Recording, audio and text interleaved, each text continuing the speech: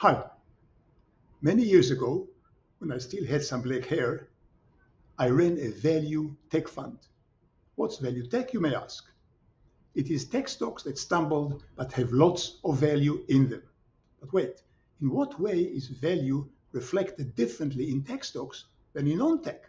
Well, if you've read both my books, The Sleuth Investor and The Advanced Sleuth Investor, you would know I'm looking not just at sales, earnings, and cash flow, that is the result of success, but also at the input that creates success. In non-tech, this is usually CapEx, capital expenditure, also marketing and so on. But in tech, the equivalent to CapEx is R&D, research and development. That's the main ingredient that makes tech sales and earnings in the future. Go read my books and you'll see how I use the concept to find a tech company worth sleuthing. I use the concept two different ways. One is to add back R&D to the earnings per share and get something that in the Bay Area is called growth flow. It's earnings before R&D. It's sort of equivalent to tech EBITDA, which is earnings before interest, depreciation, and amortization. The last two are roughly equivalent to CapEx in a good company. So in tech companies, instead of looking at EV to EBITDA, I look at EV to growth flow. So that's one.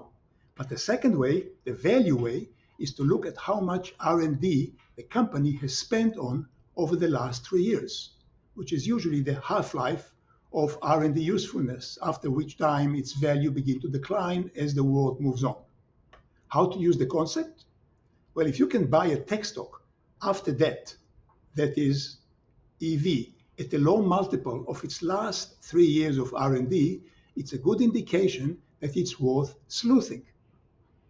Last year, I showed you that Meta, M-E-T-A, the old Facebook, was trading at a very low multiple of R&D of the last 3 years and was therefore very much worth sleuthing. The stock then at 90 is 300 today. That is a triple in less than a year. Why do I mention it now? Because right now, there's another stock that is trading at an even lower multiple of the last 3 years of R&D than Meta did. But unlike Meta, that were trading at about 4 to 5 times the sum of 3 years R&D, this stock I'm talking about now is trading at 1/7 of the sum 3 years of R&D. Yes, bargain level on the face of it. Which stock is that? The stock is NVAX, NVAX symbol. It's a designer and manufacturer of vaccines against flu and such. The stock is wildly cyclical because a vaccine is only effective for one season. Then you have to design a new one and market it.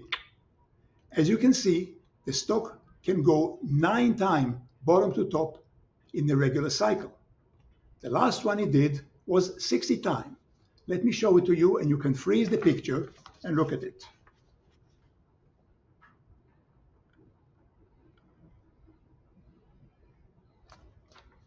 The question is, will Novavax repeat this past performance now?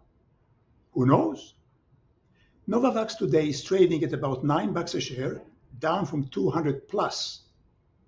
Recent bottom was 6, that it's already up from a recent bottom. But was it a bottom? That of course we can't tell, it may still go lower. However, we can note that Novavax has fluctuated wildly several times before. Look again at the chart. So why do I mention it today? What's so special about Novavax today? Let me give you 3 points worth noting, then the 3 main risks. The 3 points of note are the following.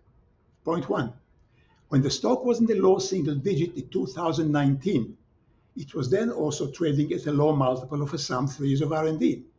Now, you should know that biotech R&D is famously hard to sleuth because you can't easily tell which R&D will create a successful product and which won't. However, at that time, 2018, 2019, Bill Gates, yes, that Bill Gates, the king of vaccines, at the Scandinavian Institute he was connected with, invest in Novavax, which was when I noticed it.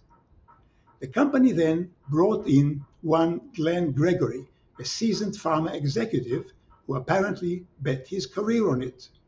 How good a bet was it? A great one in retrospect, 60 times. Novavax then became a 60-bagger over less than 1 year as COVID hit, and Glenn Gregory sold most of his shares at $170 a share, $200 and more. How was that for a career bet, huh? And again, third time, why do I mention it today? Because Gregory is now buying again. Not much, but some. First time in a long while. So that's the first point. A prescient insider is buying. What's point two? That's the valuation. The stock's EV, enterprise value, is 630 million bucks.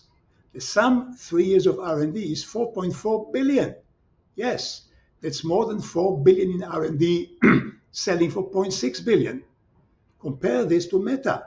Meta had a ratio of 5. Novavax has a ratio of 1/7, which makes Novavax 35 times cheaper than Meta on an R&D basis. Now what's point 3? Novavax revenue per share is 19 bucks for a stock selling at 9. So it's not as if the stock has only R&D, which means future sales, maybe. It also has current sales, and these are going cheap too. So insider buying, EV to sum 3 years of R&D 14%, price to sales 0.5. Now what's the flaw? As I said, there are several. Let's mention 3. First, book value is a negative 8 bucks. That is a lousy balance sheet. Negative 2, the company is losing money. And negative 3, the current ratio, which is current asset divided by current liability, is 0.7, which means Novavax needs money. How much cash does it have? Well, it does have cash on hand, but also some debt. Net cash is 260 million, and for 100 million shares outstanding, it's about $2.60 a share. That's about, almost 30% of the stock price. So, what's the conclusion?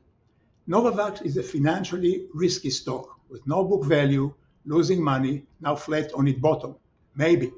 But the very accurate insider buyer, the CEO, is now buying again, and the stock's R&D is selling for pennies on the dollar. The conclusion is Novavax is definitely worth sleuthing, in my opinion. But there's also an uncomfortable second conclusion. What's that? Well, last time Bill Gates was very prescient about the virus, as was the CEO of Novavax, presumably. Are they both being prescient now? Oh, that I can't tell. But I do think that the stock is worth sleuthing, very much so. How to do it? Well, buy my book, Advanced Sleuth Investor, and follow the method. If you do, you may just get a few multi-baggers for your effort. And this one seemed to be a multi-bagger. Maybe. Risky and iffy, but maybe. That's all for now. Please let me know what you think of it. Give it a like and subscribe to the channel and retweet and tell all your followers and friends who they'll subscribe to. And buy my book, Advanced Sleuth Investor, and see how the method works. And yes, please write a review of my book for Amazon, which I hope will be a good one. I'll see you next time. In the meantime, thank you very much for watching.